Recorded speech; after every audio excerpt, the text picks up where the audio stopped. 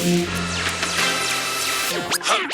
the Ticats Audio Network, this is Tasker and Andy.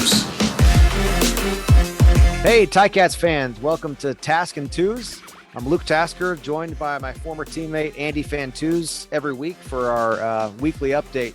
Tuz, good to see you, man. We are coming off of a great another Ticats victory as they are progressing towards the playoffs, man. This is where I start missing being out there on the field. You and me both, buddy. And three big wins in a row. So I know the team's feeling high, but you're also thinking three teams that aren't in the playoffs. So it's a big challenge coming up this week against the Argos, who, to me, it's kind of hard to put a finger on what this team is. They're 8-4, but they've won a lot of close games and they've lost a lot of games by a lot of points. So it's they look bad in their losses and they look okay in their wins, but their record is 8-4. So it's hard to really understand who this Argo team is. Yeah. I mean, I kind of wonder if Argo onlookers are saying the same thing about the Ticats. Like, this is a team that just found themselves. I think that's probably how they would, look at the Ticats as well. But the crazy thing about this Ticats schedule is, you're right, 3 teams at the end of the season who aren't in the playoffs anymore. And then you have a game in Toronto, which is effectively a home game, or the B stadium for the Ticats. In fact, I always loved playing in Toronto. We can get into that. And then you have another home game. I mean, it's a pretty favorable back stretch. We'll see what Sask is doing at that point, or if the West is decided as to their structure, that could play out a little bit strange as well. But yeah, super unique. I mean, I actually love the years when we had 2, like in this season, the Ticats go to Toronto twice. I think that's the best way to have your schedule, because then you have your regular half the season of home games, but you get the 2 bonus games in Toronto instead of just the one, every other year that switches. But I absolutely love playing at BMO Field, though. Yeah. It's a great stadium. Like just the vibe there, overlooking the skyline and the lake. Yeah. And like you said, it's only short trip up the highway. So, yeah. I like just the air quality. I don't know. It's just nice there. It's it'd be nice if it was a packed house every time, but yeah, other than that, it's a cool stadium to play in, and always had a decent amount of success in those Toronto games. The last game that I was there, that the team was there, I was injured, but that was when the Hamilton, it was 63-20 or something like that. Yeah. So yeah, I think it was the biggest win over the Argos in franchise history. Yeah, that's an insane amount of points. 63. I don't know if I've ever been a part of a team for 63 points. I don't know. Yeah. I also love the surface at BMO Field, though. They have the soccer grass field. Like, I always felt like a big part of my game was not just running as fast as I could, but trying to stop as hard as I could. And like you pretty much are trying to do that as a professional wide receiver, like to the point that it hurts, like to the point where your body really can't stop any faster, because your knees and your ankles are only human, right? But you're trying to really stop yourself on a dime. And on the BMO Field, it's like, maybe I'm just not fast enough to make it hard, but I felt like I could run so fast and put a single foot in the ground and stop myself, because that grass was just so forgiving. Like, I just absolutely love that field. Yeah, quickness in and out of cuts becomes even more important for guys like you and I who aren't blazers to begin with, but we're the best out of it that I ever saw, and you're totally right, man. Like, playing on those fields that are just so well kept, like they keep it like that for the Toronto FC, and it makes a big difference. It's we had some great games at the Rogers Center when they played there, but that turf, that was like peeling up and stuff, and you had to watch and make sure you don't step in a divot, and it was pretty rugged. And most of the outdoor fields, the field turf ones, like they're pretty good right when the turf gets laid, but a few years go by with the elements in Canada, and they get patted down and get a little slick, and it's just not the same. You're totally right. And you see you see a lot of non-contact injuries on those type of fields, and it's hard to say whether correlation is causation, but that Toronto surface is great. And I did confirm that they have switched it now to the end zones being the same level as the field. So they don't have that jump anymore like they used to. But it's still turf though, right? Like this, there's still a surface change. It is a surface change. Yeah. Yeah. But at least it's not a level change. Oh, that's amazing, man. That is like when I was first coming up here after like NFL camp with the Chargers in 13, like my most like mind blowing discovery was that some end zones had the corners cut off. And I was like, this is unbelievable. It's like soccer in Europe where like all the fields are different and stuff. And it's like, this is just like so different and exciting. And then sure enough, and Rogers Center was like a pretty awesome place to play for Ticats. But then we get to BMO and it's like, we have this whole other like variation to the field where like you run onto like plexiglass in the end zones at the end. All right, I hope Tommy Condell has some like cool schemes getting drawn up this week to try to get Speedy B, like get him on the grass and his defender on the turf, the slippery turf in the end zone. Yeah. Yeah, those are great. Oh man, remember that 2013 East final in Toronto with Henry, and so sweet, man. Oh yeah. When Hamilton basically took over the stadium. Yeah. And did you score a touchdown that game? Yeah, I actually had 2 that game. Yeah, okay. I had a good game there. And I remember Chris Jones losing his losing his mind at the referees, thinking one, we were offside on the waggles, which we never were when you slowed it down, but on TV or in live, it looks like it until you frame by frame. And then the other one was sort of the flipper, the old Fantuz flipper, love that, getting the shoulders into the guy. But they're trying to make contact with you. You gotta hold your ground. So that's right. The key is to never extend your full length of your arm. It's just the elbow, the flipper out, the little dolphin flipper, and then you get away. That's that. Andy one handy. He only needs the one hand to catch, so you might as well flipper with the other hand right when you need to. Yeah, my favorite thing is like, as soon as you get the DB to move just a little bit, one way or another, or even shift his weight. So you make moves while you're kind of getting up, closing the distance in between you. And as soon as you get them off balance or moving a little bit, that's when you can really lay your shoulder into them, because you can't call it as like a charge, like an offensive pass interference at that point, because they're moving into you.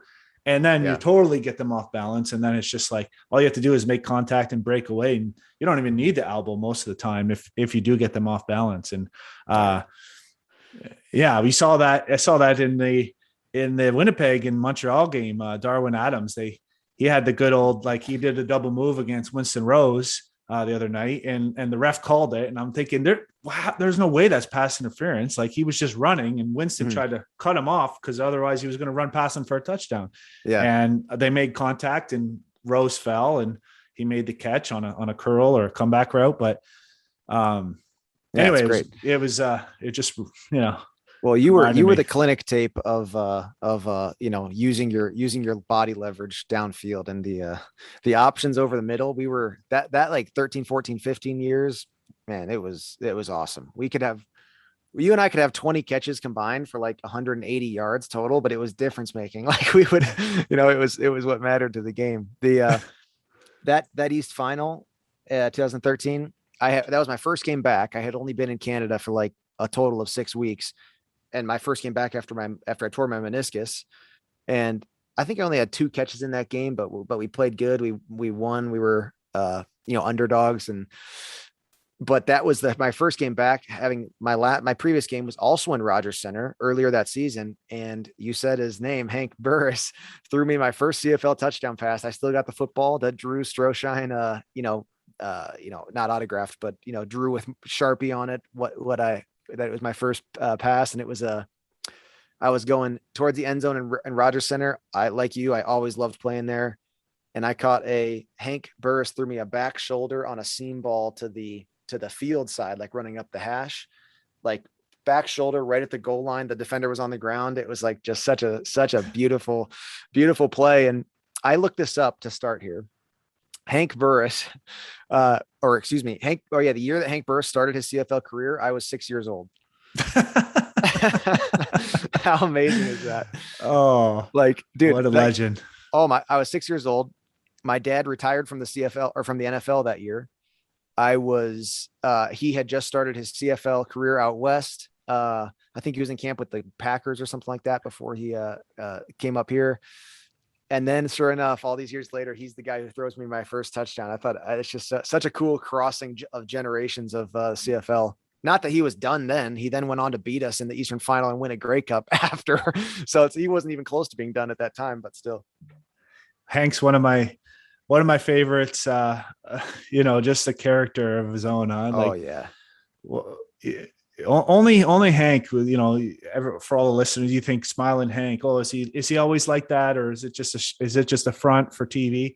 And no, he is always like that. Like, he is always smiling. He is always positive. Just his energy is next level. Like, how can you be the oldest guy on the team and be leading the pregame speech and just getting everybody so fired up? He's just, I tried to do it a little bit after he was done here, and it was fun, but nothing like Hank, man, talking about, we're about to go pray on the Serengeti and all this stuff. And he's got his house music going, and it's like, who is, like, oh my goodness, it's not what you'd expect from looking at him. And just a hilarious dude, and such a positive man.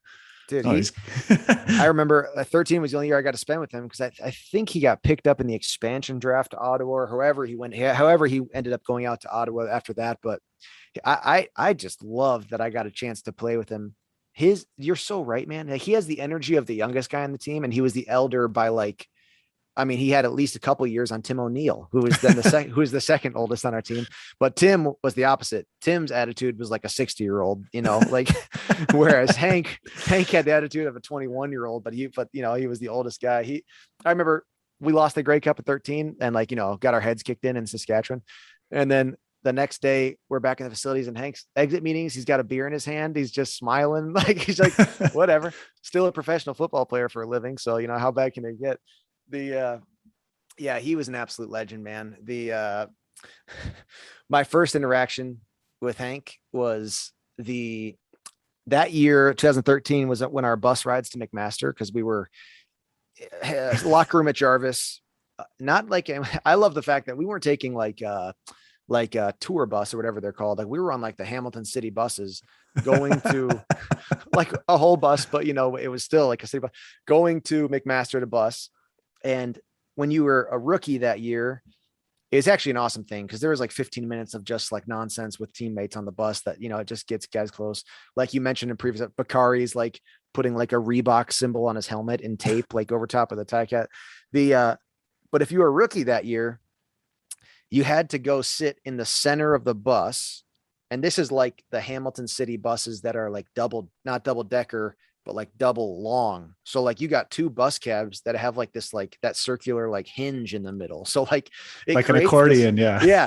It's like the accordion bus. And in the center, there's like 4 seats there. And that was like the quarterback, like center gauntlet. So like all the quarterbacks were sitting there. And if you were a rookie that year, you had to get called up to the quarterback gauntlet of like this little center, in pretty much Hank Burris's office, is effectively what it was.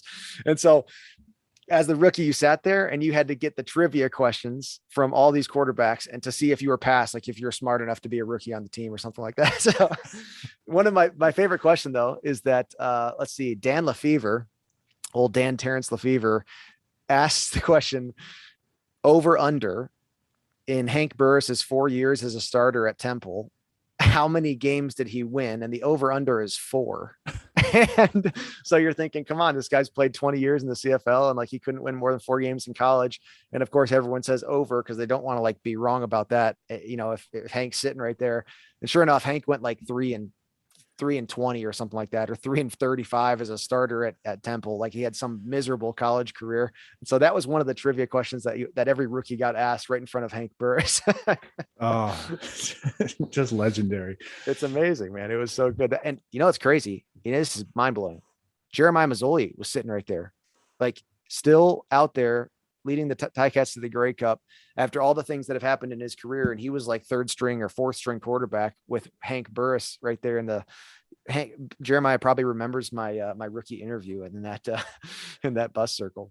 In fact, the question that I got wrong that got me kicked off the panel, even before the Hank Burris question, was, and I'm from Buffalo, New York, and they asked me, what are the 5 Great Lakes? And I froze. I couldn't remember Lake Superior. And I said, Huron, Michigan, Erie, Ontario. And I was like, what? Wait a minute. What is the, and I froze. And a Buffalo kid couldn't remember the 5 Great Lakes that I've learned in school since I was in first grade. But what are you going to do? Yeah, I don't feel bad. I think like 1 out of every 10 people got that right. Even I don't know if it was just the pressure of being in the spotlight, like you said, you froze, but even some Canadians and stuff didn't get that one right. Because you're like thinking, and you only had a certain amount of seconds to get it too, right? Yeah. So you and then it was a lot of them were geography questions. like which one's higher on the longitude? Is it Seattle or Toronto? Or Hamilton, sorry. Yeah. And a lot of people got that one wrong, of course. The common one was, what's the southernmost state? And everybody thinks Texas or Florida. Everyone says Texas or Florida, and Hawaii is obviously southernmost of all the 50 states. I love it. That was actually fittingly to what we are going through now. That was the first year that I did the Movember campaign, and I did it when I was injured, and I came in the locker room with just my stash on, and I was 9 years younger than I am now, or 8 years younger than I am now, so my stash wasn't as voluminous as it is today. and Dan Lefevre and Hank both took to calling me Turd Ferguson after the SNL character that was Burt Reynolds did an SNL character that his name was Turd Ferguson, and so I got called Turd for the rest of the year by Dan Lefevre and Hank Burris. They had that's funny, man. They had a nice 1-2 combo that year, those two, with the they did. Dan they were would come in for his own and even on the field too. They had Dan had his own packages he would come in for, and and we had a powerful offense. I think we were first in the league. Yeah. Solely won the Eastern semifinal at McMaster at Guelph. Like that was like Solly's offensive package that got thrown in there. That was pretty cool too. Mm-hmm.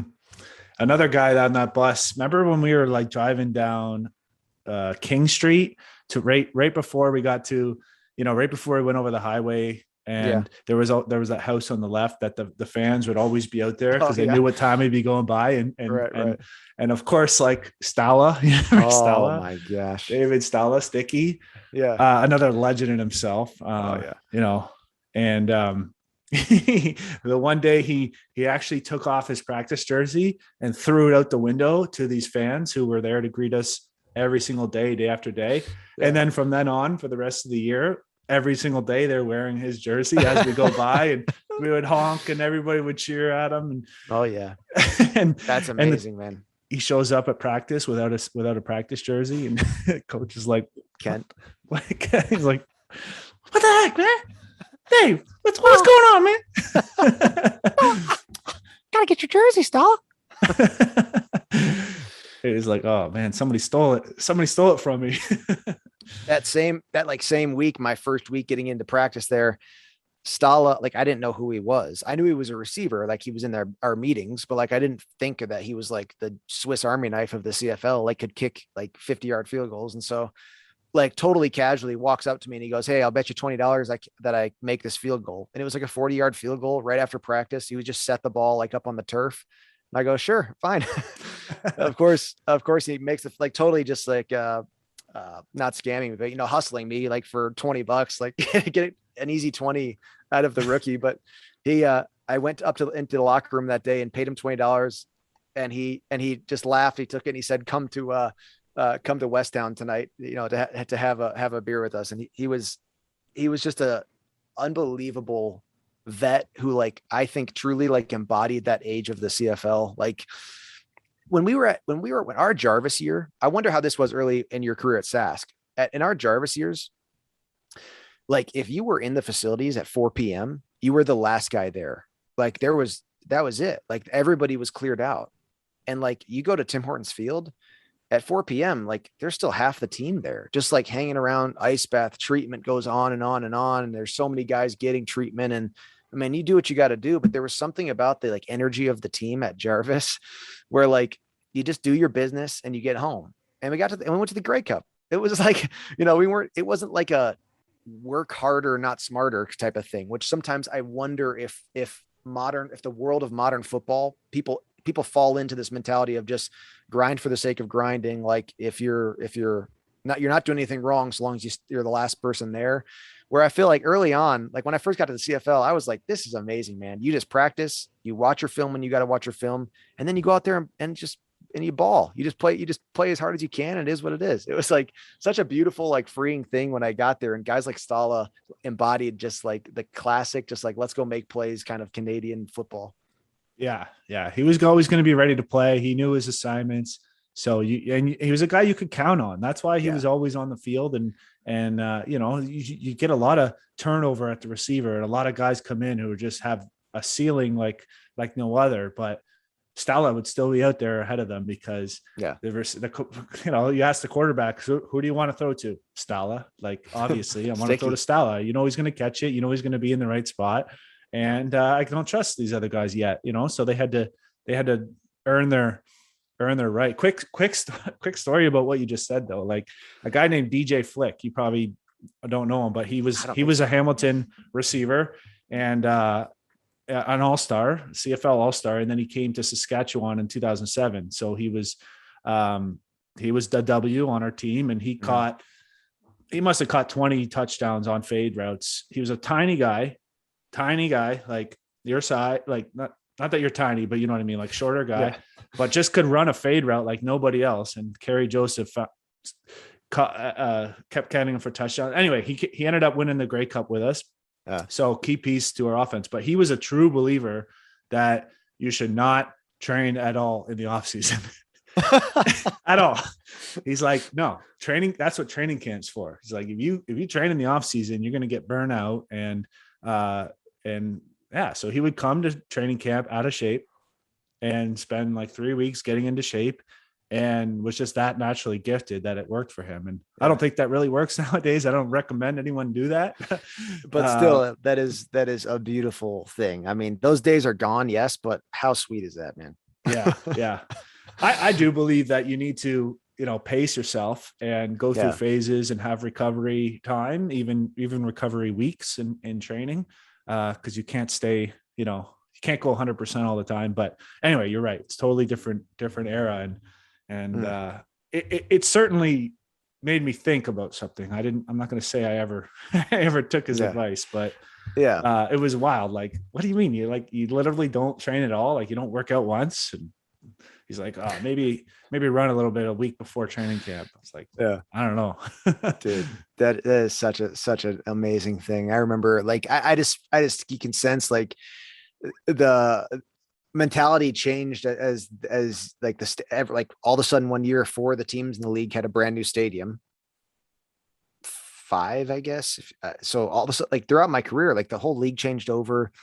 Places like Iverwin were gone. Like when you have these nice facilities, that there's like an expectation that you just stick around there, like, getting better. But, for those listening, I'm doing finger quotes right now. Like if you're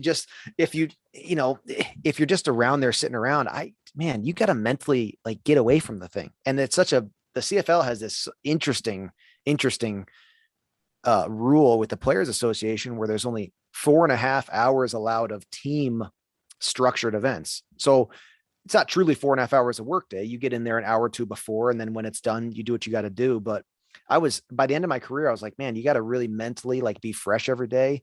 And if you are just in there all the time, you just get burnt out. But man, those early years, it was just go out there and play, man. I felt like June Jones was also particularly, his offense was built for like that mentality. Like you don't got to, after day 6 of training camp, there's no more install. Like the offense is in, man. Like if you don't know it, like you got 2 pages, read them again, and then them. And then you just go out there and do it. And like, boy, if not for Ottawa that year, for which for some reason we could not win a game against Ottawa in 2018, if not for Ottawa, I think June Jones would have a Grey Cup with Hamilton, because we were able to, our offense was so successful. And for some reason we couldn't beat Ottawa that year. It's a shame. Yeah. That was a shame.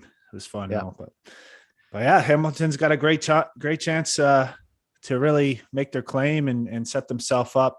It doesn't mean they get lock up first though. They still going to have to do work against SAS the week after, but Certainly a great opportunity to sort of pave your way. I'm all for, man, I am all for fighting hard, like playing all out for the chance at the bye week. Whether you take off a little bit or save guys, you're still got to go out there and play a football game. And then at the risk of not getting the bye week, I'm all about going for it. Aggressive calls, keep your starters in, because that opportunity to potentially get the bye week, so valuable, man. Like that just makes such a difference. One win at home and you got a chance at the Grey Cup. Just an awesome opportunity. Yeah. Let Montreal and Toronto beat each other up the week before. Yeah, really. Let's not look too far ahead though. And one game at a time. Cool, man. Well, excited for it. We've got a couple more weeks here and we'll get into the playoff stretch. Andy, love talking with you, man. I can't wait to see you this weekend. I'll talk to you soon. All right. Ta-ta.